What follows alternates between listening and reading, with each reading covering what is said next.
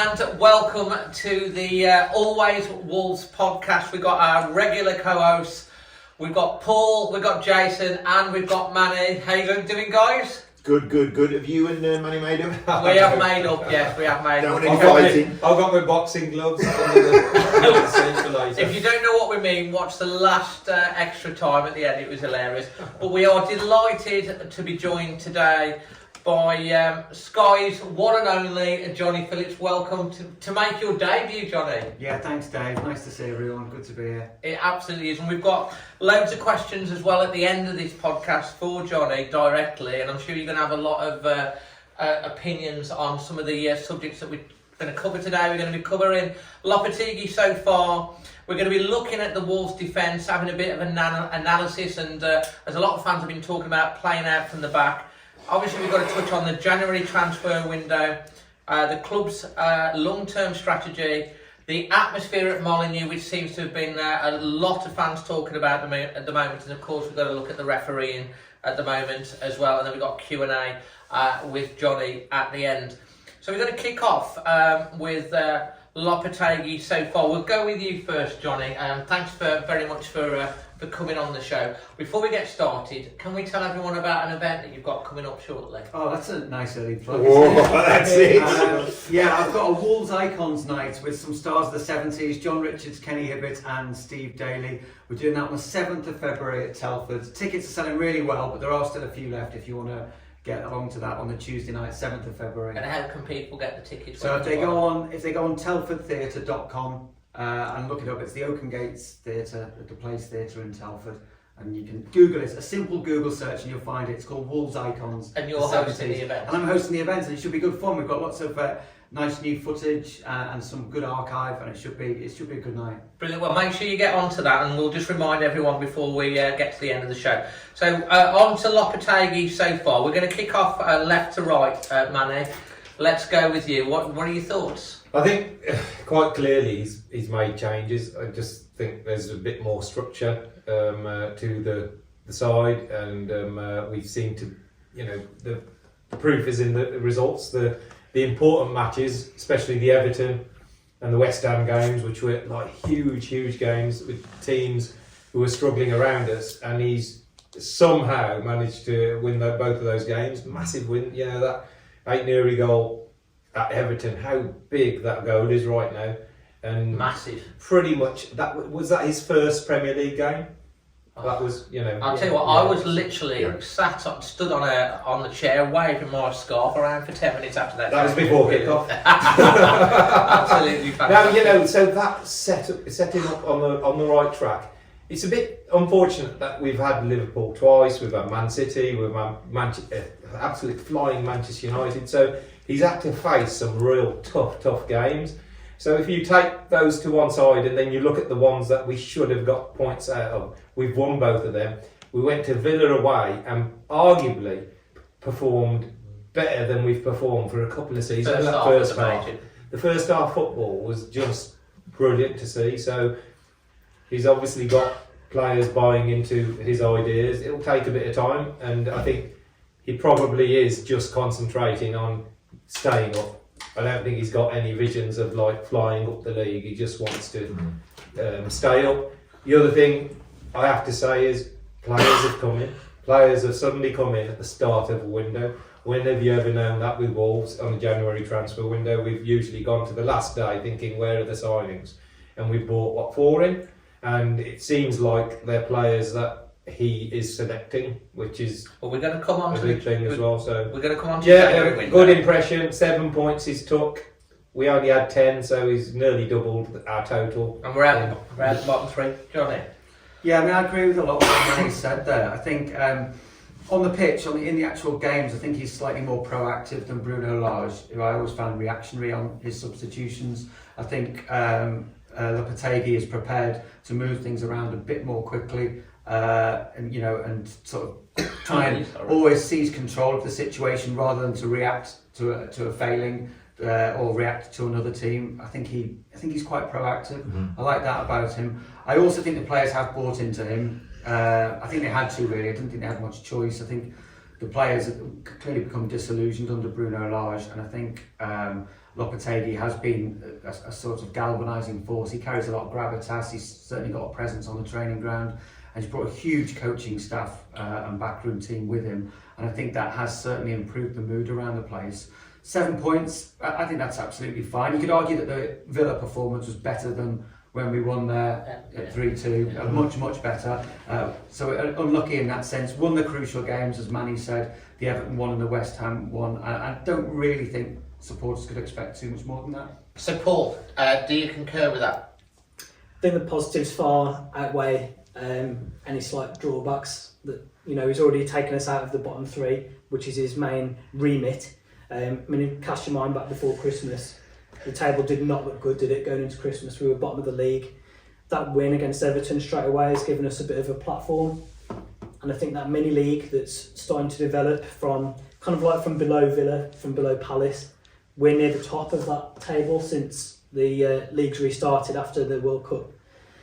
What I love on the side as a fan is his passion. I think he's been booked 3 times, hasn't he? So it's not had a good impact on our disciplinary record, but you can tell that he's really invested in the project. He's not just here for a payday. He's not just here to make a quick buck. He's here to have an impact and to carry out his duties. So, yeah, obviously there's things for him to work on, like the goal scoring, which we'll probably talk about at some point, but my overall impressions are really positive, and I feel really confident that he can be the person that gets us out of this mess. Just before we go on to Jason, because obviously you're our resident psychologist, do you think the fact that the players and the fans see that passion on the sideline, him going into battle for the team, that's really helped the psychology of the players? Yeah, I mean, there's a theory called social identity leadership, and if you can see that your manager has bought into the group and feels part of that group, it makes you feel more connected to everyone else in it. And I think that's definitely the case. The cohesion, the teamwork was at a real low ebb under Bruno Lage, and he's come in and straight away brought everyone together. And when you're in a dogfight down the bottom of the table, you really need that. So, for sure, his leadership style's really facilitated that. Fantastic. And Jason, how are you feeling? Well, very positive now, and I think, you know, we discussed most of the stats. 7 points in 5 games. We'd have took that before, obviously. Lopetegui took over, so that's fantastic, and I think it's a huge boost psychologically to come out the bottom 3 as we have. And you can see certain players that are really, obviously, not only buying into what he does, but their performances have somewhat improved all across the park, really. And Johnny's quite right, and it's quite an interesting point, actually, about the substitutions, because under Lars, he was getting a bit predictable, and we was probably making the changes before him. And sometimes, if we go a goal down, you could see that wasn't in the plan or the remit. And I think where Lopetegui's difference is, he's got almost a plaster for every cut. So if we do go a goal down, or, you know, his substitutions seem to be working and seem to have changed games. So thumbs up from me. I think he's had a great start. Yeah, that's the one thing that I've been quite impressed with, because Bruno Lage, we used to, sometimes it'd be like 80 minutes before into it, and he was very, very reactive. Yeah. Whereas Lopetegui seems to be incredibly proactive.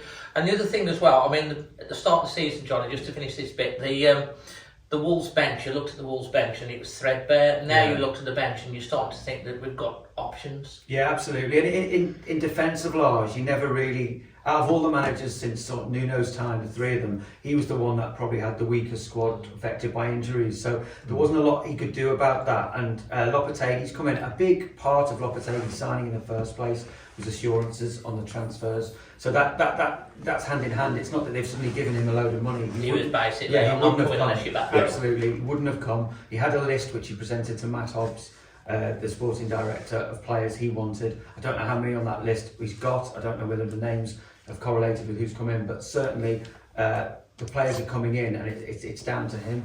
And you're right, there are options, and we just do look a bit more solid on that bench, because you're right, threadbare was the word to use. There was nobody to turn a game in a positive sense at the start of the season, and there certainly are people now. Absolutely. So generally a thumbs up there from everyone on what's going on. Obviously, it's still early doors, it's still small baby steps, but I think what Manny said, you know, it's about like staying in the division, and then you can see where he can really take us next year.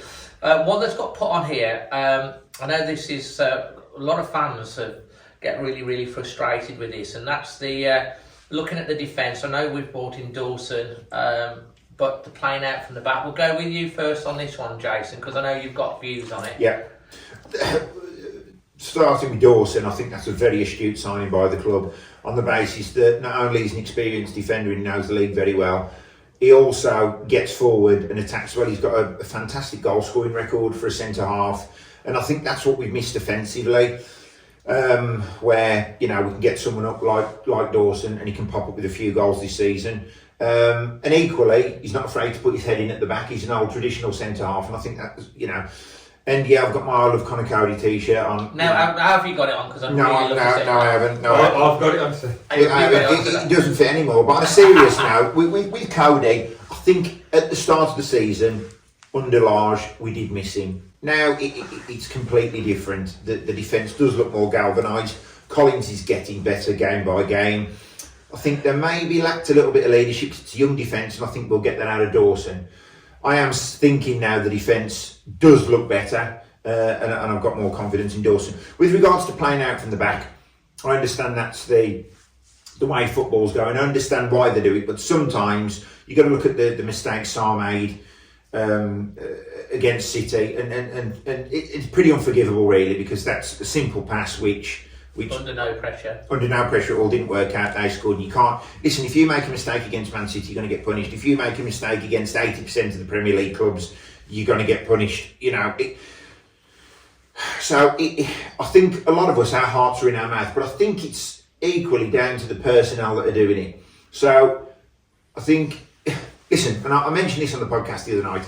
If Moutinho and Neves, for example, listen, you can play a ball to them. They've got 3 players around them. They'll find another player. They've got the experience, the knowledge, the know-how to do it and get out of these tight situations where some of these young defenders haven't. And that's my only worry. And sometimes when you play that style against a Man City, Liverpool, Man United, listen, you misplace a pass by a millimetre, it could cost you a goal. And I think that's the thing. And then when it doesn't work out, all of a sudden they hoof it up anyway and lose possession. and it's back at you. Exactly. So you just think, right, I'm sure they're practicing it every day. When it works, it looks great, and I can see why they do it, get the ball into midfield, etc. I can see that, but it doesn't stop your heart from being in your mouth when you're seeing it happening. Absolutely. Now, Johnny, I really want to hear your interesting thoughts and analysis on this in terms of like the defence and the playing out for the back. How do you see it? Is it an evolution at the moment? Yeah, I think it's at very early stages. I think ultimately what Lopetegui wants from his defence is not what he's got now. And in that sense, I'd echo Jason's thoughts on having the right personnel. The personnel to do what was happening against City isn't there yet. And I think that's probably what frustrated a lot of people. I think Kilman and Collins very much in the early stages of the development. And can improve and should improve. They won't stay in the team if they don't. Dawson is more of a traditional centre back, as Jace was saying. You're not going to get him playing out the back or anything like that. He's no Franco Baresi, but he's definitely a really solid Premier League defender who will add a bit of voice and a bit of authority and calm in the defence. I think needs must at the moment, and we've got to be really careful and pick and choose when to start playing it around. Obviously, as soon as you play it out the back, it makes the pitch bigger straight away. It brings your fullbacks and the midfielders into play, and it gives you better options going forward. But the personnel needs to be spot on, and it's something that perhaps needs to evolve over a pre-season rather than in the middle of a relegation battle. Absolutely. And Manny, your thoughts? Yeah, I mean, if you look at Bueno and Collins in particular, they're young players, aren't they? They're young. They're still learning the art of defending, let alone trying to retain possession whilst being pressed by Mahrez, De Bruyne, Grealish, and everybody. And it's a tough job. And like Jay says, one little mistake. What didn't help was Jose Sarr made that was nothing to do with the defence. That was just a horrific error. And if we talk about Wolves' defence, we have to also look at the goalkeeping position. Absolutely. Jose Sarr suddenly, since that Leeds game at Molineux, when he absolutely had an aberration and we lost the game 3-2 when we were dominating the game. It almost seems every game, even though he produces world-class saves and he keeps us in games, he's also you think, what the hell have you done? You know, and he's got a mistake in him, and why has that come about suddenly? So if that carries on, if he carries on making those types of mistakes, then I'm sure Lopetegui ain't going to be happy with that. I know we brought in a backup goalkeeper, Dan Bentley, who's very, very highly rated. Bristol City fans really rate him highly. Think that he could probably, play as a first team goalkeeper. So maybe that will put a bit of pressure on Sarr. So if your goalkeeper isn't confident, then you can't play that system. Your goalkeeper's got to be good at doing that. The only thing is, football's changed, hasn't it, over the years?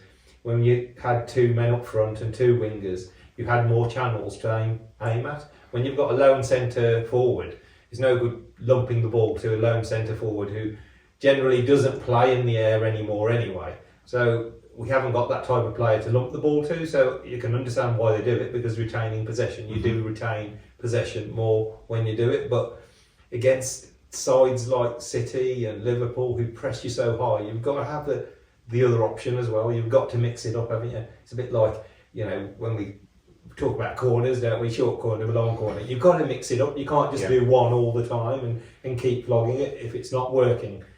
Mahrez and Grealish were so high on the fullbacks that Jose Sarr only had Collins and Hillman as an option. That's all he had. So the midfield weren't there. So, maybe Núñez needs to play that because he's a ball carrier. He can receive the ball, turn and carry the ball forward. So, pass it to other players apart from just your centre. I think that's generally what they're trying to do, because when they're passing around at the back, they're trying to draw them on to create the space. For Núñez is a ball carrying midfielder to take the ball at the spit and then obviously create the attack. For me, they just tend to be, I don't mind the playing around at the back and passing it around and stuff, but I don't think they move it quick enough at times, and then the decision when to go, they hesitate, and maybe that's a confidence A lot thing. of the time the ball goes back to Sarr, so it goes to Sarr, to Kilman, to Collins, and then back to Sarr, because, what do we do with it now? Oh, just give it back to him again. And so it just shows you that they haven't, even though they're being encouraged to do that, they just don't know how to play the system. And when we give away a corner or a throw-in's as good as a corner sometimes if you've got a long throwing taker, so we're just giving away possession and putting the opposition a ball straight into the box. So, that's the worrying thing. Matt Murray makes an interesting point on it, where goalkeepers are more, a part of the team before your formation, 4-4-2, 4-3-3, 4-2-4, but now it's 1-4-4-2 or 1-5-3-2. So, well, that's that good. But yeah, so it's interesting now how goalkeepers have integrated as a real part of the team, whereas before that's your keeper. But they're like sweeper keepers, aren't they? Absolutely. They're expected to play football and be able to pass it out. And, when a keeper does make a mistake, in fairness to Jose Sarr and any keeper really, it's the one position that you really can get punished with. Now he has, the question has got to come, because we talked about this, he's made probably positional for the Liverpool goal. He gave it away against West Ham, we got away with it. He has made quite a few mistakes. It's not just a one-off, is it? It seems to be a thing at the moment. And equally, he could, he's going to start losing confidence. I think it's quite another astute signing in bringing Bentley in, someone who's been playing first team games as opposed to Sarkic that hasn't. Putting Sarkic out on loan to play first team games as well just gives us greater cover. Absolutely. Paul, again, to you, in terms of is this a psychological thing with the mistake with Jose? Or is it not confidence in his defenders? What is it? Probably is, because as everyone said, it's not one isolated error, is it? And it kind of breeds further lower confidence. So it probably is, to some extent, a psychological problem. I also think with him, it's a slight technical issue. If you look at him, I think he can only kick with his right foot, first of all. Yeah. Okay, so he never uses his left. And he's only got the one way that he passes, so he tends to pass across his body. So that straight away limits where our attacks start from to half the pitch. But for me, overall, with this playing out from the back business, it comes down to balance. And Lopetegui is not going to turn them into amazing ball players overnight, as Johnny said. That's a summer thing to work on. But what he can teach them is the right time to do it. Pick and choose the times. I've been frustrated at times when we've played teams who play really high lines defensively against us, and we don't look to exploit quickly with the pace that we've got. Yeah, Liverpool's a prime example. they're notorious for playing a high line, and we play into their hands almost by drawing them onto us and allowing them to box us in. And sometimes we've got to be prepared to be a bit more traditional and a bit more ugly, and just play it in behind sometimes and get yourself up the pitch. So balance is the key thing, and I think they've got to work on Sarr's ability either to use his left foot or open up a different passing lane with his right foot. And what position was Lopetegui? He was a keeper.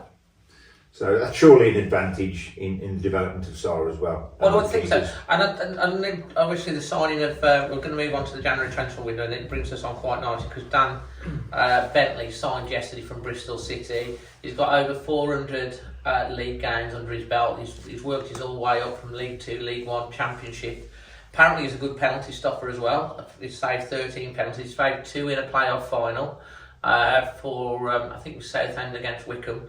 And he was talking to Wolves about how it's been his dream to earn the right to be part of the Premier League. Now, he said that he knows he's not coming in directly, but he's there to put pressure on Jose, which is hopefully going to improve him as well as Dan Bentley himself. Dan Bentley as a signing, what do you think? It's an interesting one. I've seen quite a bit. We see that like at Brentford. He used to be Yes, Brentford. yeah. I saw a lot of him then when he was at Brentford and all that. And there were games where he was absolutely phenomenal. And I remember going through one season watching Championship football for Soccer Saturday, thinking this is the best keeper outside the Premier League. He was phenomenal. And then within a couple of years, he was starting to make more mistakes. And I thought, right, that's why they haven't touched him in the Premier League yet. That's why, there would be the odd. Thanks, Johnny. And I could see. I went through a period thinking, why is no one touching? Why is no one taking a punt? To thinking, that's why they're not taking a punt. And I think if you speak to supporters of the clubs he's been at, they would probably say, he has had a rick in his locker. He's got more and more experienced. But in terms of natural ability, from what I've seen of him, and I've seen quite a bit of him firsthand, he's really, really good keeper. I mean, it does beg the question, we had John Ruddy here in the summer. It's a rather roundabout way of going back to a keeper who's had lots of championships. Hobbs has actually said that about actually bringing more leaders back into the dressing room, and he has said when he's talked about Dan Bentley, we're going to go into the others, he's actually said that he's a leader type person in the ilk of John Ruddy. Well, there you go, So it does sort of make the summer's transfer strategy slightly ham-fisted in appearance. But I would say a keeper like Sarkic is really highly rated, but needs to be playing football. Being replaced by someone with Bentley's experience who brings something to the dressing room is a good thing overall. And Tony Roberts apparently has had a major influence on this, although you quite said earlier on about was it on Lopetegui's list, was it on their list. All of the transfers pretty much that have come in, Matt Hobbs has spoken about, was pretty much on both lists when they stood down.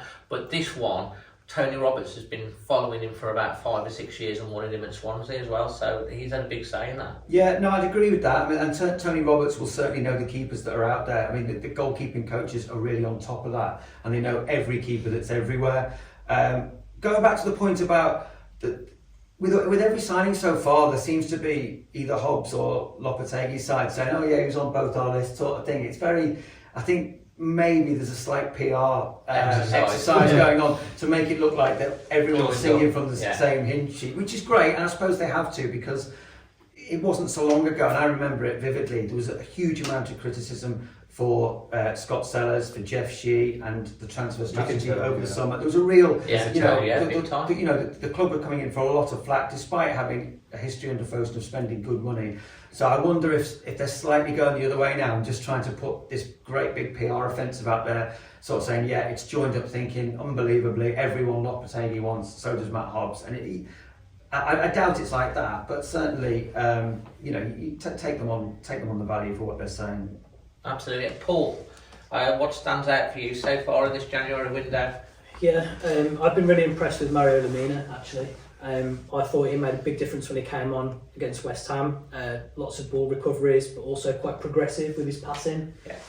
We've needed a player of his ilk for a long time, so I think he's looking to be a really good acquisition. And actually, in the hour that he played against Man City, I thought he was one of our better players, and I can only think he was taken off, to save his legs or whatever for the next game. So he's standing out for me. I'm looking forward to seeing what Sratergy can offer.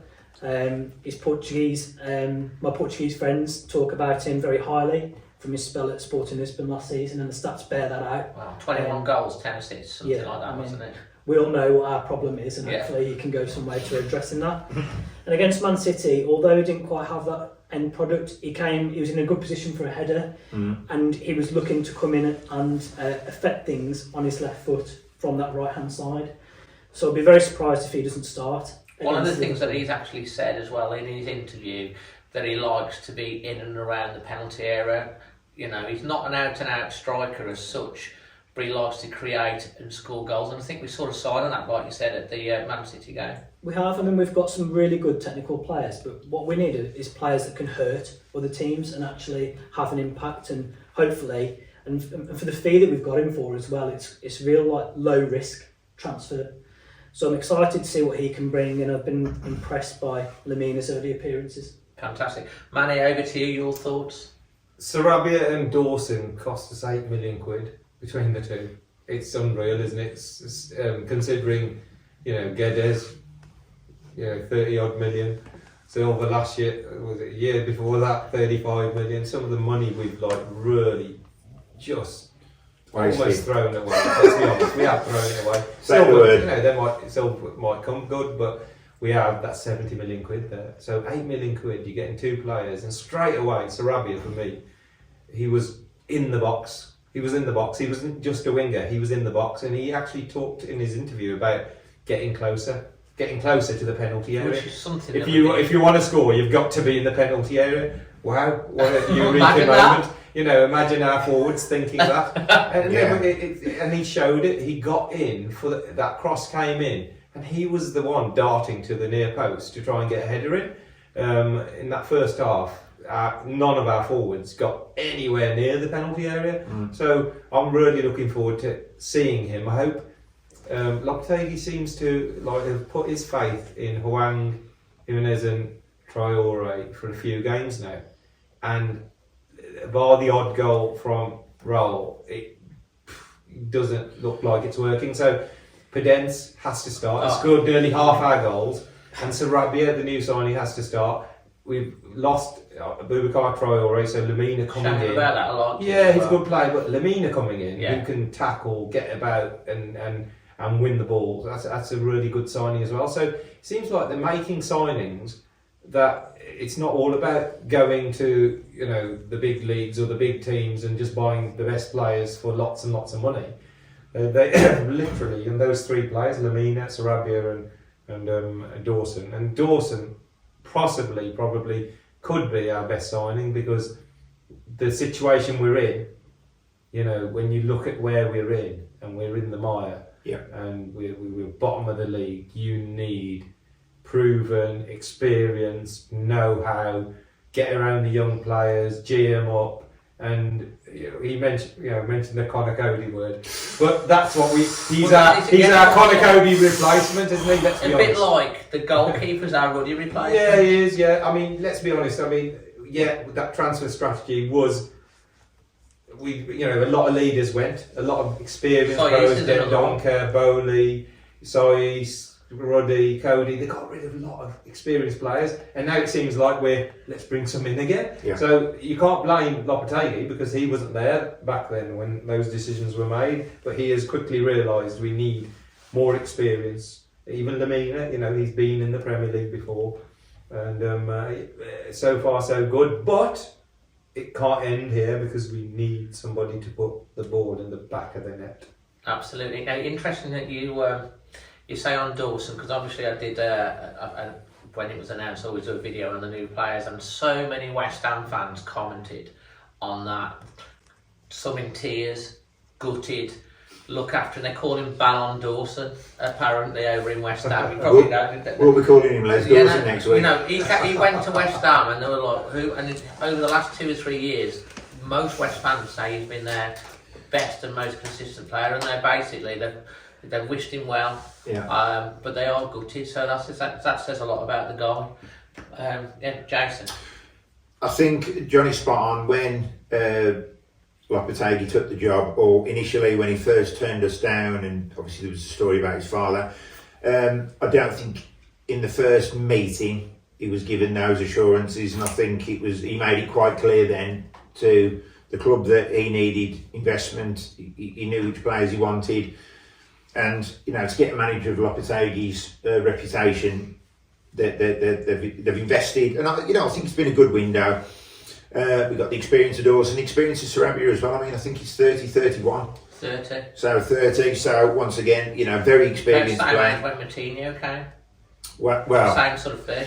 and interestingly, Moutinho and Neves, clearly, this is going to be their last season. I'd be very, very surprised for both players if it wasn't. So I think that's naturally why we've been obviously strengthening and bolstering the midfield. Couldn't agree more with Manny. Centre forward, someone to put the ball in the net. Pedence for me, he's got to start every week. He's our most likely output for a goal. But I just think we really do need a centre forward, and that's evident. Costa for me, at his age, having 8-9 months out of the game, it's difficult to obviously come back into the pace of the Premier League and be effective. Raul is looking sharper. He's getting there. He absolutely is, and he scores. He's got a great goal. They got disallowed. Just offside. Well, most of our goals are disallowed, aren't they? So. And he was in the 6-yard box for the Forest. Listen, and that was Coonan that knocked that across. Great ball across. And we've missed that massively, but we do need someone pretty prolific to score goals. However, listen, every club in the league wants that. So we're no different to any other club. It's just that we've been starved of goals. Overall, it's a good window. We can't complain. It looks like we're going to eventually free Joe Gomez. Well, we need to come on to talk about Joe Gomez, don't we? Because this is the, he's in jail or something over in Brazil. Well, we're at the Mount Hotel. We've all just seen him downstairs. Let's be honest.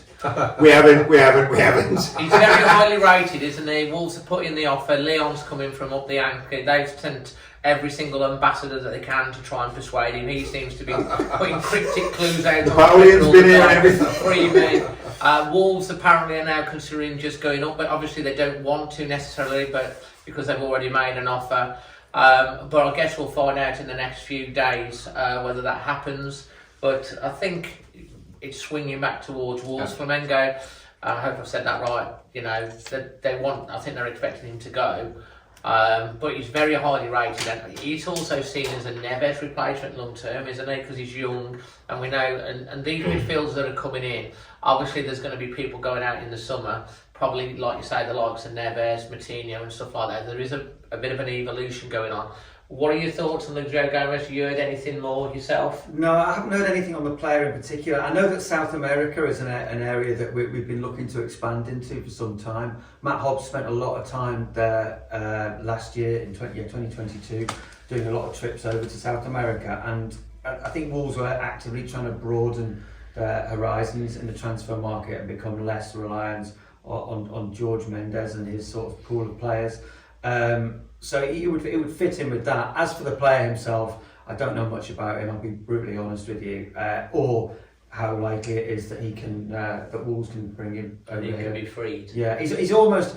The only thing I would worry is that if it does eventually happen, there's been such a campaign. He's got to be mustard. The expectations are going to be so high. Yeah, I mean, he could be hopeless. We don't know. I mean, so I do feel sorry for the lad that he's been sort of this social media campaign seems to be paving the way in front of him. But who knows? Who knows what? Yeah, there'll be a fanfare when he arrives. You just know the launch video, don't you? Probably get over the top was too. And I think if you look, I don't think he's been in Flamengo's squad the past couple of games, and it's indicating that the player's aiming for a move, and we're the most likely people to sign him. So we've got 5 days to go, so it is looking increasingly more likely, I think. Well, we'll know very soon. Just before we move on from the transfer window, outgoings. Are we expecting any more? Do you heard anything about the Traore situation? Because he's literally can start talking. He's been apparently talking to some clubs in Serie A, Napoli and Atalanta. Do we expect that anyone else might go in the transfer window that you've heard of? I don't know. I mean, possibly, yeah, because that's the way Wolves operate. Very late, even though they've done a lot of early business, they do operate right up to the wire with outgoings as well. I'd be sad to see Traore go. Yeah. you know, he's unique and he doesn't always deliver. But I think for spectators, you want to see something unique, you want to see something different, and he's certainly that. I always, every time Traoré plays, I always think, well, something might happen here. Yeah. I'm not saying it does these days, but I'd still rather have him in the squad. I'd always have him in the squad, always have him, even if he's not playing, I'd always have him on the bench.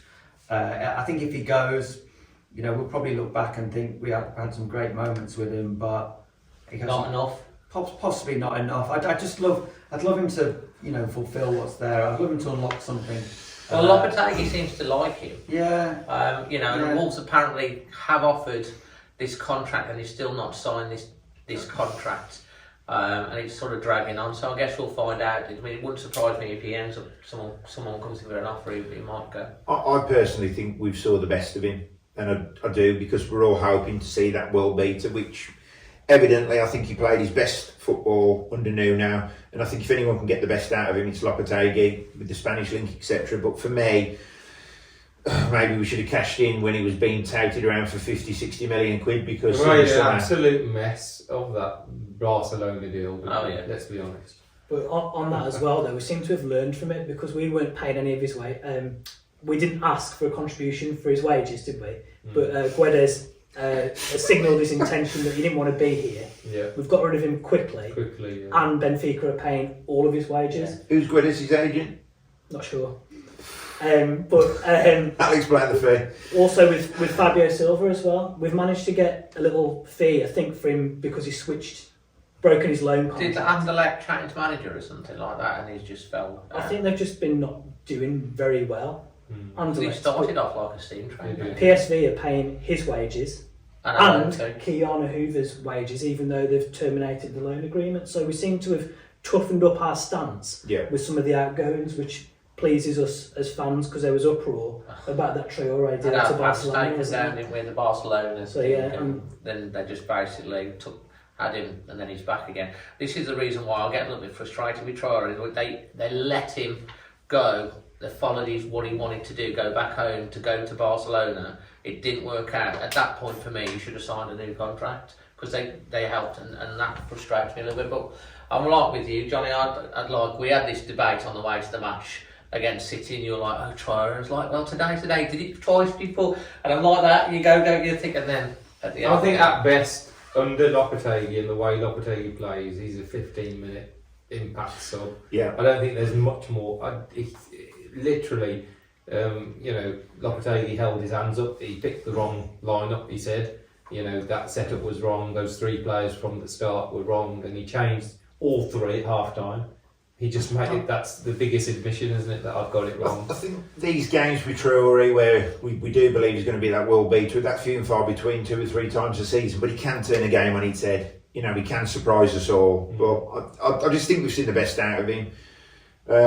He's a bit of a luxury player almost, because if you've got a player like that and you're hoping that you're going to get something out of him week in, week out. I call him every, because he sometimes doesn't deliver. I'm calling him Yodel. I'll tell you what, come on. You can have a luxury player on the bench, though. Yeah. Oh yeah, on the bench. Would he want to play on the bench, Johnny? Yeah. Week in, week out. Yeah, no, absolutely. He can have no complaints if he's on the bench, because he hasn't been delivering. And I was sat at Man City, like quite high up in the right back position, so I was level with Semedo and him.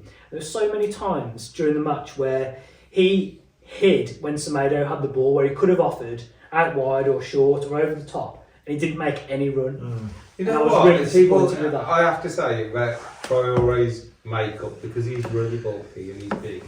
You have to take that into consideration. When Traoré makes a sprint, when he sprints for the ball, he's sprinting faster than anybody on that pitch. The recovery rate after sprinting is horrific. Yeah. He's not a runner, so he's not one that's... People say, why isn't Traoré? He's not a runner. He can't run. He's not going to run around the pitch. Imagine that trying to get all around his muscles again. He's basically give him the ball and then see an explosion, and then he needs recovery, so he's not going to chase back and run and get in positions, because he physically can't do it. Yeah, because sometimes people say, oh, he's lazy. And you're right, because we've had this conversation he's a sprinter, before. He's not a marathon uses his energy and then he has to recover. Yeah. And that's why you don't want him back in our third trying to run the ball out. Before we get on to the next thing, we should talk. Daniel Podence, as for me, he's probably player of the year so far. I was disappointed he didn't start. And you made an interesting thing about who's done the most crosses. Do you want to cover that off, because that will bring us on to someone who's just coming back? Yeah, I mean, we were talking about goals and chance creation earlier, and I did a bit of delving into this before the show, and I went on the official Premier League, Fantasy Premier League app, and you can look at who's put the most crosses in. I think Kieran Trippier's top with over 100 crosses, as you'd probably expect, and I think Alexander Arnold's up there as well. And I was scrolling through, thinking, well, where's our first player? I went down to the second page. Third page, fourth page. Yeah. And near the bottom... We're actually on the second page. Yeah. It was Johnny Hancock's, basically. It's Robbie Dennison. But yeah, halfway down that page, our player who's put the most crosses in is a player who's not played since West Ham in October, and that's Pedro Neto. So it just, we're wondering about where the goals are. Well, if the ball's not coming into the box, that's where you score goals normally. Yeah. So I just thought, I was flabbergasted by that stat, that the person who's put the most crosses in from our team hasn't played since October.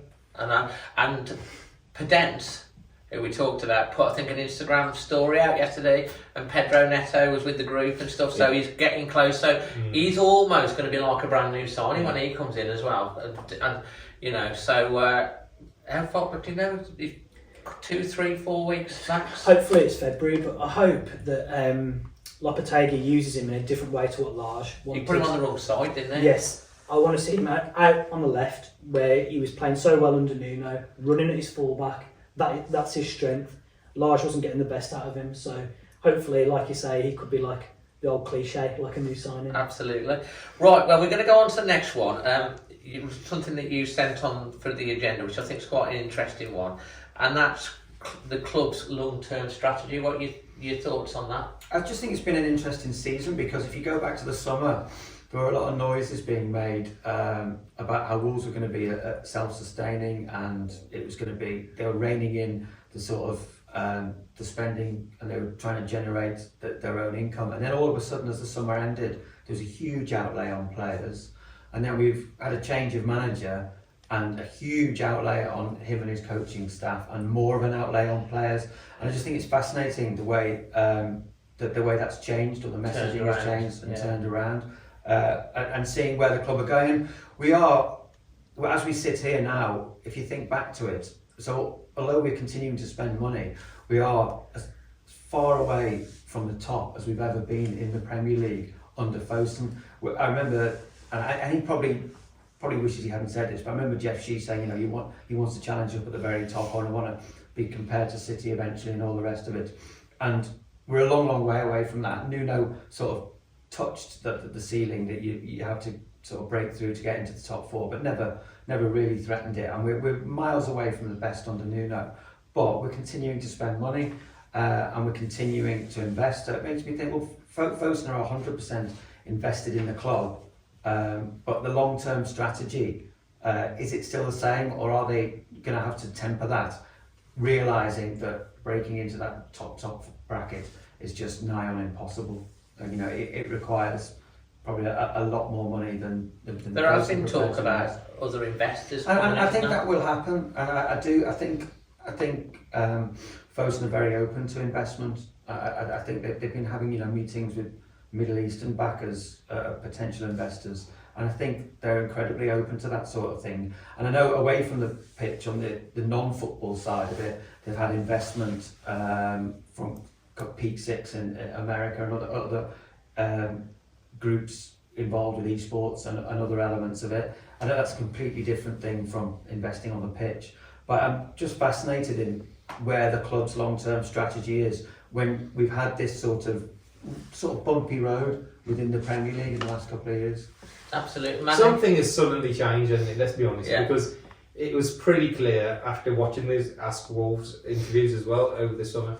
It was pretty clear that we have to be self-sustaining, that maybe someone like Ruben Neves, everyone was expecting him to leave for a big fee and then reinvest that money and buy players. Here we are, Neves is still there. and we've bought. Honestly, I can't believe how many players we bought, really, and the money we spent. It's touching like 200 million quid. You know, Cunha, we haven't obviously seen him in the side. That's from the 45 start. million in the summer. That's a huge amount of money. And we spent more than Arsenal and City, I saw. Yeah, we spent. We raised up Literally, there. yeah, City have hardly spent. Like, you know, they bought one player who's an absolute freak, and that will do for them. But yeah, something's changed. So it got me thinking that has there already been fresh investment? Yeah. Has there already been somebody who said we will invest if we see obviously some ambition from you guys as well? They don't want to put into a club that's gonna, you know, buy, sell and then buy.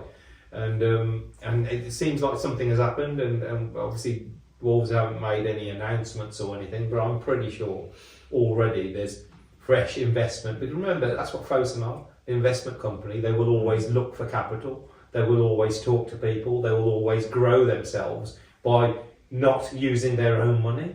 That's how they're successful. They use other people's money, you know, and get them into the group. And that seems to have happened. And I hope now they can redirect just a tiny portion of that money and improve some of the facilities at Molineux as well. That's a good point, actually.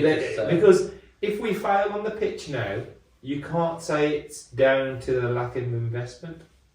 You can't this season, can you? Do you think they've also been shocked because obviously, you know, up until February last year, Bruno Lage, I remember going to Arsenal away, winning 1-0. It was a game that we were pushing, even thinking about top four at that time. We were fifth when that goal went in. 1-0. And then they got the equaliser, and then you know, he tried to palm it away, but he palmed it into the game. They win the game 2-1. It was, you know, and then it just, the rest of the year just seemed to, other than the result against Villa, it just went down and down and down. And then obviously, I think they were quite confident going into maybe this year.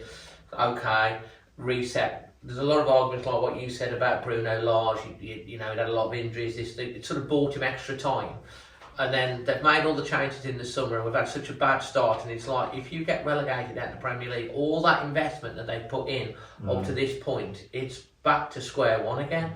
And it's like, oh, we may need to strengthen. What's your thoughts? I think any investment has been long overdue. I mean, ever since we've been promoted, really, it's been Neves, Moutinho and Dendoncker as our midfield three up until this season. So, and the back three was the pretty much the same as well. Exactly. So any funds that we've spent, you know, over relatively recent times have been generated through the Jota sale and spent on Fabio Silva, Semedo. Other than that, really, we haven't spent a huge amount, so it was needed. And I agree with you, actually. I think some alarm bells have been ringing probably since March, April last year. And they've thought, okay, all the stuff that we've done to get here, it's going to go out the window if we drop down. So I don't want to say the panic button's been pressed, but they've been forced into taking urgent action. And it has been needed for a long time. And do you think that comes from the chairman, from Jeff being maybe a little bit, I mean, he's not a nice chap, he's quite quiet and stuff like that. I think maybe, because if you don't invest in the Premier League, you go backwards, don't you? I mean, I think when Jeff originally made that comment about competing with City, at the start of the season, I thought he meant Bristol City. Because, listen, on a serious note, the investment has been evident. They have backtracked clearly on what they said there. The club is going to be self-sustaining. They've spent a lot of money. But the players have spent a lot of money on. There was a massive reliance on Mendes. And I think with these overinflated fees, which comes with dealing with Mendes, I think they've got to look beyond him. Mendes, you know, unless it's Ronaldo, he's not going to have interest in a player mid to late 30s, and you know he wants the young players coming through. He wants this from abroad with these fees, and I just think we've invested very wisely this summer. So I just think maybe and hopefully they're moving away from him. Yes, it was great to sign certain players like Patricio for the price we did back in the day, and Moutinho and Neves, and finding these gems. But equally, he was chucking a few Duffins in as well. And then you've got to look at Silva and Guedes. and the money we've spent on them is quite frightening, especially when you look that we have been spending more money than Arsenal and City, and we're a club that was staring relegation in the face. Yes, it was early doors, but we're still in, we're still in and around it now. Oh, yeah. And you've got to think of the consequences of relegation. You've only got to look at if a club like Everton goes down, a club like Wolves goes down. First couple of seasons, Fowson in the Premier League, when we, 2 7th place finishes, clearly punching above our weight. To get anywhere near that, there is going to be a huge level of investment. When you talk about the facilities with regards to the stadium, it's a chicken and egg scenario. Especially from the supporter base point of view, if we start building stands, we should be investing on the pitch. But listen, the investment on the pitch has been evident. I just think we need to move away from the reliance and the money that we pump into Mendes. To use an analogy, really, it's going back to like when they were just taking the short corners all the time. It's predictable. You need variety. You need different options. Mendes is still going to be there. Yeah. They've got Fosun have got an investment in Institute, haven't they? Anyway, Yeah. But it's good to see, like you're saying, them looking at the South American market. We bought in 2 British players as well in this window, so there's a bit of options there. And the fans were getting really, really frustrated. We've talked about it on this podcast. Striker situation before Raul got injured. We were saying if he ever gets injured, we're in trouble. We're pretty much in the same situation now, aren't we? We're on course to have our lowest goal scoring season. Why do you do it every podcast? In the history of in the history of Wolves, I think it's 23. Is that the lowest we've ever scored? I've only got to 12. With Dents has got 5 of We're them. past. What was that stat the other day? So, Premier League clubs centre forwards scoring goals. Yeah. Was it? We haven't had a centre forward score a league goal for 12 months. Since March, Watford at home last year. Watford at home, a centre forward has only scored no goals in front of the South Bank last year. The one I heard was that Sorry guys. Erling Haaland with his left foot has scored 3 more goals than Wolves all season. Erling Haaland with his left nostril has scored 3 more goals. He is a beast. And that's the easy stat trick. I said this. That's the easy stat trick he'll ever score in his career, by the way. Now we have got to say, because we were trying to reflect the mood and stuff like that, and we've been panicking and we're worrying where's the investment, they need to go, what's happening, the managerial situation, everything went on, and it was really scary. But you do have to give Fosun some credit. I've always tried to say, look at what they've done when people are doing all this Fosun out. It's like, hello, give your head a wobble. Look where they took us from and look where we are now. Yeah, maybe their strategy has had to make a change, but they have listened.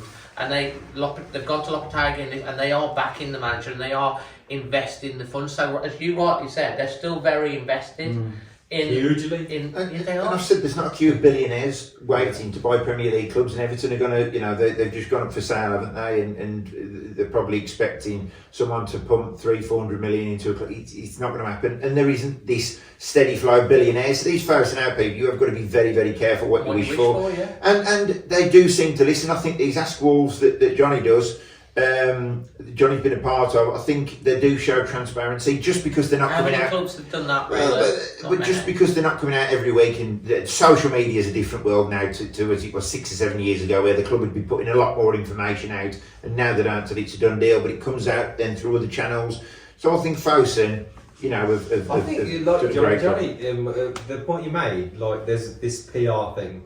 It's when Cunha was signed, the person they had alongside him on the training ground was Matt Hobbs, and Matt Hobbs actually said to him, the project is back. The players all think the project is back, and that was complete PR, wasn't it? That was, and that's what you were showing it to the fans that we now care. You had this sellers figure that you didn't like and you never heard of, and after the Dalrymple and Thelwell days, we had no communication with the fans. So suddenly Matt Hobbs is being a bit vocal. And he's doing a few interviews, and he was on Twitter today, I think, doing an interview. So it seems like there's a conscious decision that they've actually listened to the fans and thought, the fans ain't happy with us not talking. And I don't think they was afraid to make decisions. With Scott Sellers, for example, if Lage hadn't been sacked and he hadn't been sitting there with his dry whiteboard and we hadn't all give him loads, I think he still might be in a position at somewhere in the club. Personally, I might be wrong. I think he was offered another position, but he decided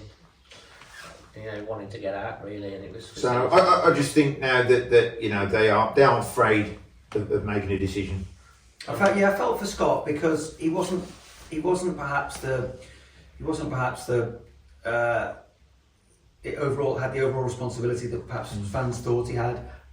Certainly, he got a great reputation for the work he did with the academy and at academy level. We see him now, got Mbakisa, and he did a fantastic job there. I think Matt Hobbs, as you sort of alluded to, is a better communicator perhaps in public, and I think that's one of the things that have that's helped him in his rise to this level. That he's probably a little bit better communicator than Scott, who just naturally wasn't particularly in the communication business. It wasn't his role, and I think that probably counted against him. Whereas Matt Hobbs is far more comfortable with a microphone thrust underneath him. Definitely. I mean, when you talk about the Fosun out crowd, does that still exist? Is there I think it's less so now. I'd be astonished, listen, when you look at there the is, evidence. but they're not going to show you that, social media, for example, the Fosun out crowd are there, but you're not going to see people's faces, so it could be anyone naturally putting it. But they do exist. But equally, if it was top of the league, why aren't we winning the Champions League? Why haven't we got this? Why haven't we signed him? Why haven't we signed that? It's never ending. It's never ending. It never please everyone. That's the nature of the beast, to be fair.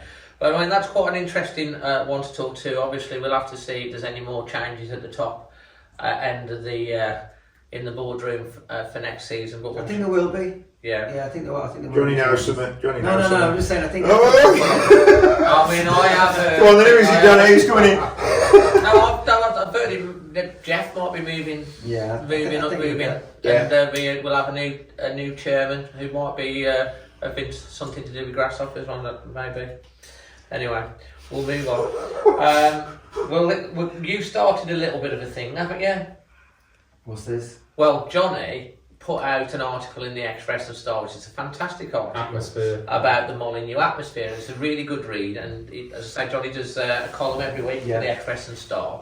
And then, following that, Russell, because I'm on the Matchday Experience group, puts in the WhatsApp group your article. All right. So this is where it's all come from, basically.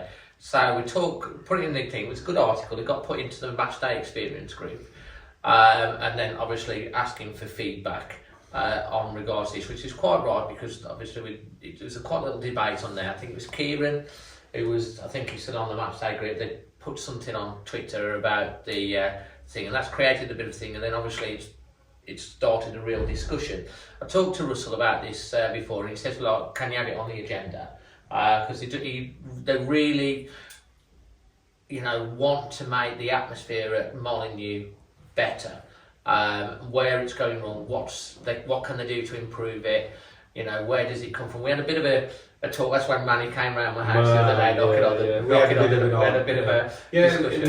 My point was, I went to Man City, and this still for Wolves fans especially. When you go there, this is the city of the champions. This is the pinnacle. You're not going to play a match higher in stature than you're playing against Man City, and you've got to be up for it. When you're down the bottom, I think it's everyone's. That's the type of fan I am. Everyone's responsibility to buy into it and get ready to give absolutely everything. And it was still 0-0, and it was only 1-0, and you could hear a pin drop in the Wolves' end. It was like, honestly, it was horrific, the atmosphere. And I was like literally shouting at people around me saying, "Why aren't you singing? You're just sitting there." Not as much as you shouted it down the other night. and it's this some sort of, I don't know whether we've changed and we've watched football in a different era, whether it's obviously the stadium, but we've had that long enough now. So there's something missing, and Molineux's been the same. That cup tie against Liverpool. We were absolutely robbed in that first game. It should have been an absolute cauldron at Molineux for that replay. Should have been. See, I think it was for the first 5 minutes until the 5-10 until the nothing, mate. If you think that's atmosphere, that's no. History tells us if we get relegated, crowds drop. Yeah. If we're not playing attractive football, or I put something on Twitter the other day to say as much. You look at the season, 13-14 League One champions. You look at the season, 08-09 under Mick McCarthy, you look at the seasons under Nuno, you look at the European football. Obviously, what the common denominator is from when our fan base was loud and the experience was as good as it ever was, is winning football and goals, and we're not seeing that. I think lockdowns had a massive contribution on a lot of things. You can talk about that psychologically, but I think it's had and we've struggled to almost recover from it. Molineux was a cauldron. We've only got to look at Manny in the quarter-final. Right, that was just the best atmosphere. And do you know what we was? And you can look at it as, we were the 12th man, and now we're not. And there was some guy on Twitter the other day saying, "Oh, do you think there's no cohesion between the stands?" And that you can't create that. You can't set a plan out to. But what goes on the pitch dictates pretty much everything commercially, whichever way you look at it, off it. And while we've been playing the way we've been playing, in the position we're in, not winning as many games and not scoring as many goals is a huge contributing factor, in my opinion. You look at 88, Johnny, remember 87 to 89 under Wolves marching up the league. There was only 20,000 fans in the stadium, 2 sides open, 2 stands miles away, whatever. What an incredible atmosphere to go to. And that was my first match, and I was hooked from then. If this was my first match at the start of this season, it'd be a great experience. But are you going to get hooked? Yeah, you probably would be. But I just remember those days, and I think to get them back, we have got to start scoring goals, and it's as simple as that. You can't create an atmosphere, and we can't all be singing, dancing, and put the liquidator on or whatever people think the answers are, and then we still watch. You know what? I still have to come back on that, because we've just talked about we're not that bad. We've got a brand new manager. We spent £200 million worth, on players. Our club's in. There's still a lot to be grateful for. And it just gives the players a huge mental lift. He wants to fight me this week. Honestly, you don't understand when you sing and you encourage, humans just perform better. You've got a crowd behind you instead of being silent. Especially, we were talking about mistakes that people make. And it's just psychologically, it does work both ways. Yes, the football's rubbish, but that doesn't mean we just sit there silent. I've never seen a crowd honestly, it was Jace, it was. I felt like. Look, I think at Man City as well, that the Man City fans aren't great neither. They haven't started saying anything. That's a bit of a library. Let me come to Paul, because again, it's quite interesting because you see things from that psychological perspective as well. Is that all these traitors? No, he does, doesn't he? He offers so much more. He's a great winger. He's got so many more abilities. He's got pace. He's a good little footballer as well, I'll tell you. Go on. What's the question? About the atmosphere. What's your take on that? Because I can see every time. I want to come to Johnny in a minute, because obviously you felt the need to write that article. But I kind of sit slightly to the side of what Jason is. It's like, I think the COVID thing, the lack of goals, the lack of hope almost at a lot of time, the fact that the football is, there's not a lot to get excited. It's become a malaise, almost like an expectant. Yeah. When they get on the front foot, we started attacking more. Naturally, the fans get behind, or someone gets in with a crunching tackle and it gets them going. But it's kind of like, where are you with it? I think it's a two-way street. I think you want to see stuff from the players that get the crowd going, but I think the crowd also have a bit of a responsibility to play their part. Like the theory of it, if you like, you can call it social facilitation, where people perform better in the presence of others. And there's experiments that show that is the case. And there's something called social inhibition, where people perform worse in the presence of others. And if you think about the playing out from the back, and people are starting getting jittery in the stands, that's going to transmit to the players. And it's going to affect how they think and how they perform. So we can take responsibility and give them a bit of leeway, show a bit of patience when they're trying to do that. Not get all nervous, because that's only going to have a detrimental impact on the players. But overall, I think we were both at Everton. Well, we were all at Everton, weren't we? And when that goal went in, the atmosphere, it's like someone had flipped a switch, and goals do create atmosphere. It's like I said, I was literally 10 minutes after the game with loads, we were still going. Yeah, but that's like celebrating a winning goal. Oh, Your but, atmosphere should start. but from the atmosphere one. was... It shouldn't Everton rely on I a think- winning goal last minute. You know, a new signing. We signed a new signing. You know when Matheus Cunha was signed, it was like, we've got a new signing.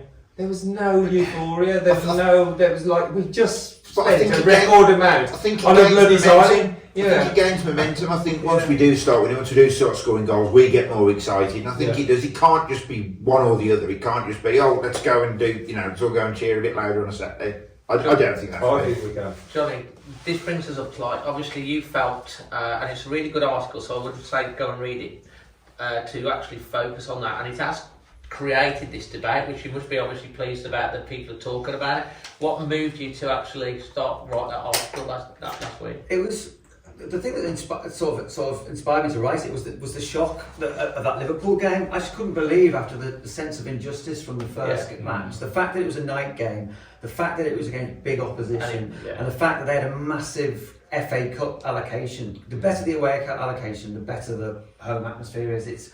It's always tit for tat that. If you've got a massive away following, the home crowd gets going, as they did with the Man United game. And I was just shocked by how flat it was. And it really was flat.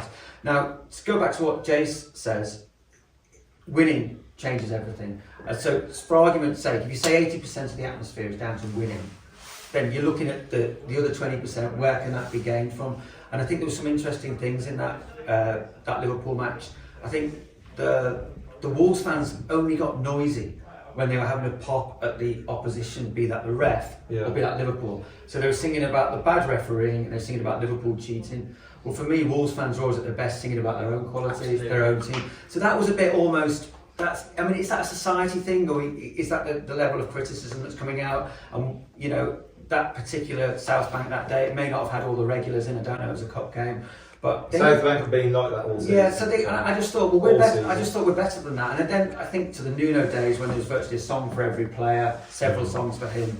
When we're singing about ourselves, it's much better than when we're singing about a perceived weakness in the opposition or a perceived weakness in the referee. And I found that interesting. I do think it's not a problem unique to Wolves, and a lot of that is the sort of the world we live in, particularly the social media world. There's a lot of fans with phones out. I was going to say this. And it just amazes me that, especially the prices you pay these days. They're filming the opposition, they're filming someone coming to take a corner, they're filming bits of the crowd, and it just takes the focus away from the pitch. And then, to really go back to the old days when there was the packed terraces and everything was just facing the front. Right. And you were always, even though you're singing, you were always watching the action. It was even like, it was like half time, you found out the other results. Now people are betting, people are like placing things, they're checking their fantasy league. There's people next to you saying, oh, Mo Salah's just scored. Some of us are arguing on Twitter. Yeah. And I do think that's a society thing. I do think that's a society problem. I think we have become over-reliant on phones, and I think since lockdown just sent everyone towards their technology. It sent everyone away from people and sort of social interaction and into this really inward looking. No, you're right, because we haven't quite got the cashless societies accelerated faster during COVID and stuff like that. And COVID definitely made everyone more reliant on their technology, and that comes at a cost of interacting. And I think the lockdown really played a big part in it. I touched on it in the article. VAR fatigue definitely plays a massive part in it. And I see this when I go to Premier League matches all around the country, and then when I go to matches lower down, the groan when that screen comes up, VAR checking, and it's like, oh, for God's sake. And it makes people hold... there's a song in it, the Wolves, that one Wolves song, beep VAR, it comes out. And but once again, that's to Johnny's fantastic point, so well as you put it, is that focusing on VAR, focusing on the ref, and the Nuno songs, Jota, Neves, Matinho, and that really got behind the players. The players don't want to hear us singing FVAR. No, they don't. That's a good point. The one thing I didn't mention in the article, which I would like a debate on, and this goes back to what you're saying about Russell Jones getting in touch with you, is whether or not there can be some way of getting a singing area going This just talked about like there was one at Palace, and like Celtic have had one for years. Now as well. Has Arsenal got one now? Is it? Yeah. They've moved them down closer to the pitch as well. And in a way, that needs a decent. Chorus. That needs a supporter thing. That needs a sort of that needs the supporters to take the lead on that. Yes. To get themselves organised, to get themselves those who want to do it, get themselves into a group to create that. Fair play to Palace, certainly fair play to Celtic. If supporters are going to mobilise and organise themselves, and if there's a facility there from the club to do that, then I think a singing area could do an absolute wonders. Well, it's funny you should say that, because obviously lots of things came on this group. One of the things that came up was exactly that, and was being discussed. Another thing was like the flags. Like you look at Newcastle now, and you go there, the atmosphere that creates. And again, both of those points were saying it needs to come from the fans to take ownership of that. Another thing was talked about was obviously, you know, the tunes that they come out from, and the first. I mean, I went to Forest, and I have to say the atmosphere for that game for Forest, both before the game and after, and Leeds the same. They're playing Mulligan time and right. whatever, but then they play it, and then they stop the music and the fans sing it, and it's like, is there a song that Wolves fans can do that type of thing too? I know people have talked about the Liquidator. Personally, yeah, it's great, whatever, but I think that's more about, personally, although people go, that's going to change the thing, I'm not sure it would, because it's all about West Brom. Yeah, I agree. We should be more about us. And when you've got women and children in the stadium, it's not appropriate. you know, You want a song about us? Well, Wolves have never had that. Really, they've never had What that. for you was a good one. I used to like that when they used to sing along. I know, we want something that's got some tradition that you can get everyone sing along to. That's not too digital. When you think of like Leeds, you talk Leeds, and they've got marching on together. Yeah. You've got the Mulligan Tower one. You've got loads of other clubs who've got proper anthems. Wolves, for all their great support, have never actually had enough. Well, it doesn't help. You know what? My son's big into sound and vision. We do events in India, like outdoor big events, and Wolves' PA system is by far the worst in the Premier League. You mentioned this. You know, you go to Brentford and you felt like you were in a disco when that music went off. You were bouncing, and it was for the home side. And our PA system, our speakers, and the way they're faced, and the type of speakers we've got, you wouldn't even. But that won't help the singing, will it? No, but what I'm saying is, you know, even that, Yeah. yeah, but that PA, when you walk into a stadium, you know when Man United, when we walked into that Manchester United quarter-final that day, the flags, the gold, the lights, the sound, they had everything to a T. And you felt so flat at Liverpool, like you just walked into an empty stadium, like they didn't care. The atmosphere with the night kickoffs has always traditionally been better. It hasn't changed from equally from the 80s when there was the South Bank and the John Island to the point of a singing section. Obviously, that was all generated from the South Bank. The John Island stand, as it was then, wasn't starting many songs. It was the newsstand.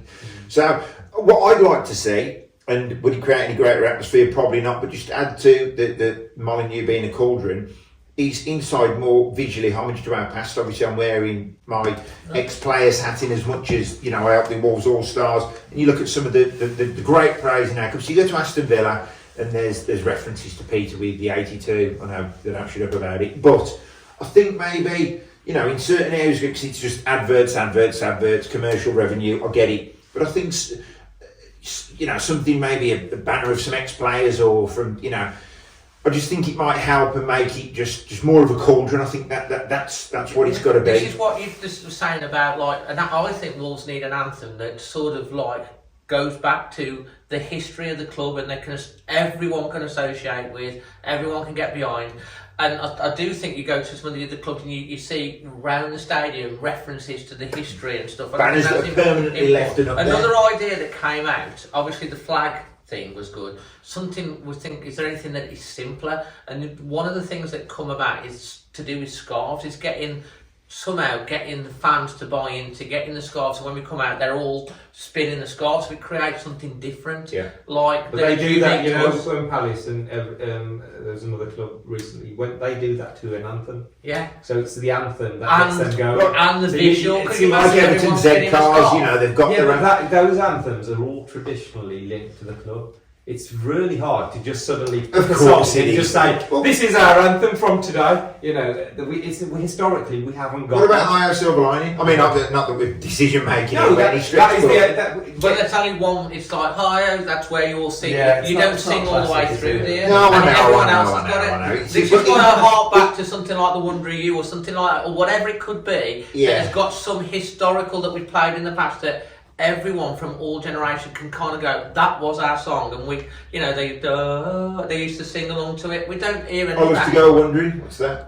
Yeah, I mean, if you've got any ideas and you've got any opinions and any thoughts on this, watching in the You're podcast, laughing at me. leave your thoughts in the comment section below under this, or on, you know, get in touch, whatever, and we will pass it on, because you've created a real discussion Yeah, that all thanks. the fans are buying into, and you know.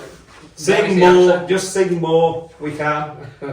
Right, let's move on from that. We're going to go on to now refereeing standards. Paul, we'll kick you off with this one because you're a big fan. Bloody hell. I'm not a fan, no. I mean, there's a stark difference, I think, in the Premier League in general between what we see, you know, week by week in the Premier League and what we see in the Champions League and the World Cup. There seems to be a massive gulf in difference. So that's the first thing that I want to say on that.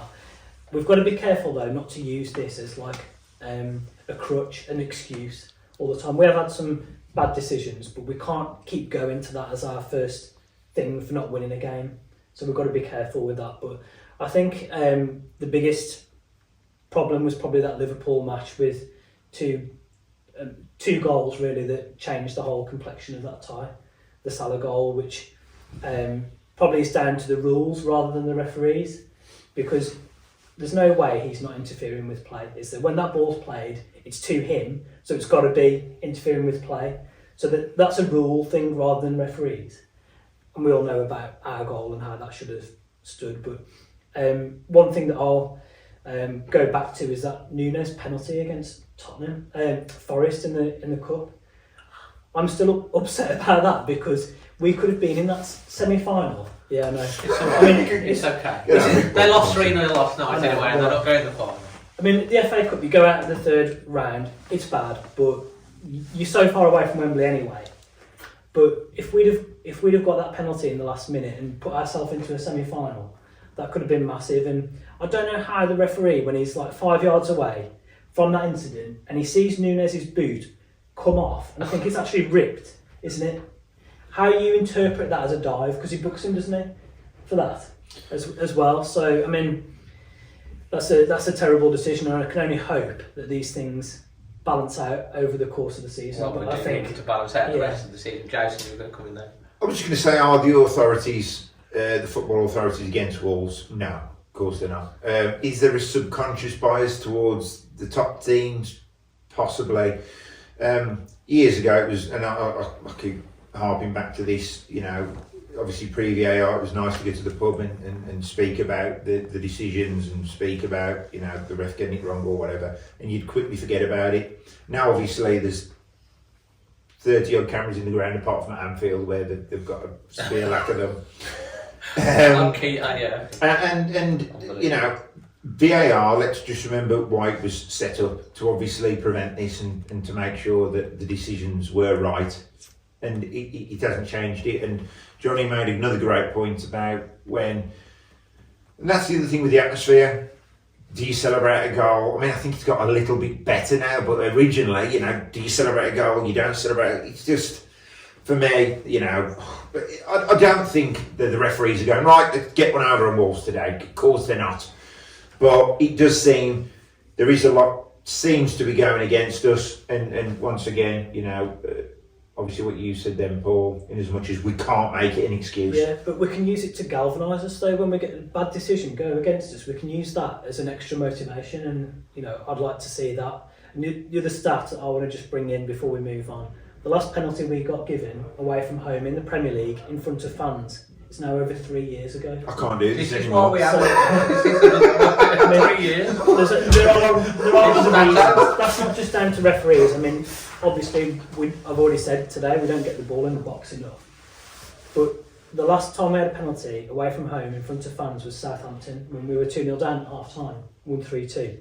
Tomo scored it, didn't he? Yeah, and in the lockdown games, our penalties that we did have away from home was Burnley, Brighton, and I think Southampton again. So we don't get decisions against big teams. That's what that stat you could infer from that. Johnny, couple of questions on this. The VAR thing, obviously, if you're sat at home, you can see what's going on. If you're in the stadium, you're just wondering half the time what's going on. One, do you think the refs should be mic'd up, like they are in other things, so you can hear the conversations?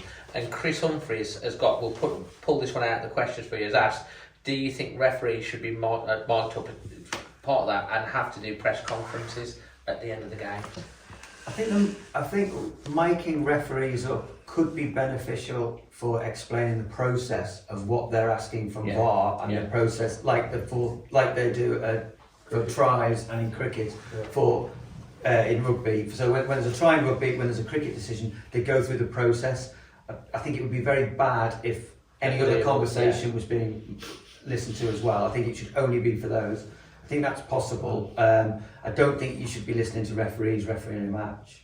But if the game stopped and they're having a conversation, I think that might be quite enlightening. So people can understand So people can understand the process. I think a lot of people just don't understand the process of decision making. And as Paul touched on, the people don't know the rules. So some terrible rules out there that people are confusing with terrible refereeing decisions. And I think people aren't aware of that as well. So I think referees being mic'd up for the chat over the VAR decision could be beneficial. Yeah.